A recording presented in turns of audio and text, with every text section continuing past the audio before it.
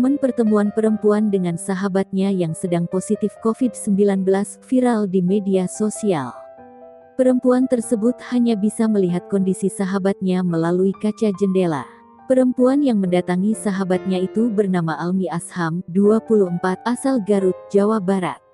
Ia bertemu dengan sahabatnya, Bella, 26, pada Minggu tanggal 20 Juni tahun 2021 lalu. Almi mengatakan, Bella sudah terpapar COVID-19 selama 9 hari lebih. Bella harus tinggal sendiri di rumah untuk menjalani isolasi mandiri. Hal itu yang membuat Almi merasa kasihan pada sahabatnya. Sehingga, dirinya memutuskan untuk mengunjungi rumah Bella.